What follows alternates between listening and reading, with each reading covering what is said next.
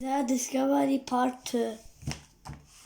Part of the riverbank collapsed as the Land Rover sank and stuck in the mud. Mrs. Long shouted to Mom, "There's nothing you can do." She could go back to the house and we'll go the long way round. A long time later, Amy and Mrs. Long arrived back at the house. They were soaked and shivering with cold. They dried their hair and changed their clothes. Dad made some hot drinks. Mom and Dad were miserable. "I don't know what we're going to do now," said Dad. "We can't afford a new Land Rover. And without I can't collect the things we sell in the shop. I think we'll just have to sell this caravan site," said Mom, "and move back to town." When Amy was in bed, Mrs. Long came into her room to say good night to her. Amy was very upset. "I don't want to move," she said. "I like living in the countryside and all my friends are here." "Don't worry," said Mrs. Long. "I'm sure your Mom and Dad will think of something. But if people don't stay in our caravans or buy things in our shop, we won't be able to stay," said Amy. The next day was really sunny. "Will this make a change?" said Mom. Perhaps. We're going to have some fine weather now." "Does that mean we can stay?" asked Amy. "We need more than good weather," said Dad. "We need lots of customers." "I'm going to see if I can find the Land Rover," said Mom, "or what's left of it. Do you want to come with me, Amy?" Mom and Amy set off towards the riverbank. It was difficult to walk in the muddy fields. The Land Rover was still stuck in the mud. "We'll have to get a tractor to pull it out," said Mom. "When I can't be sold for scrap." Amy began to explore the huge hole where the river bank had collapsed. "Look at this, Mom," said Amy.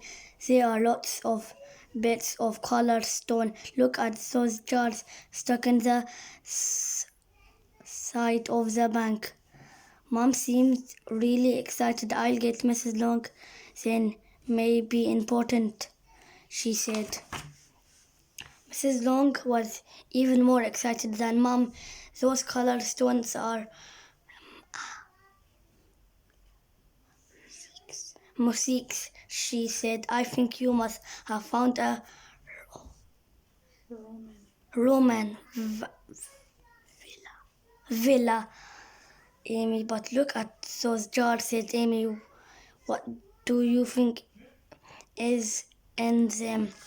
"We'll soon see," said Mrs. Long. She carefully lifted one of the jars. "It's very heavy," she gasped. "I can't hardly move it." Let me help," said Mom. The jars were full of gold and silver coins. "I can't believe my eyes," gasped Mrs. Long. "What a fantastic find. I've been looking for this all my life." Why is it important?" asked Amy.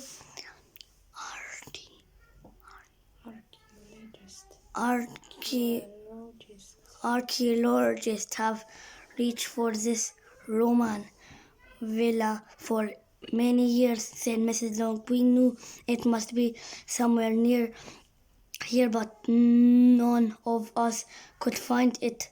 A few coins and bits of pottery were found, but never the villa itself. That afternoon, people began to arrive in the village. There were lots of archaeologists, newspaper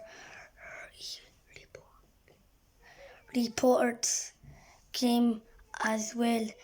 Then the television cameras arrived by evening. Amy and her village were famous. Hundreds of people came to the village to watch the archaeologists at work. All the caravans were hired, and Mom and Dad were busy all day in the shop. You won't have to move now, laughed Mrs. Long. Just think, said Amy, if it wasn't for all that rain, we would never have found the Roman villa. I told you things would work out, said Mrs. Long. It doesn't matter how hard it rains now. People will come to this village for over the world. Yes, laughed Mom, to see my sunken Land Rover.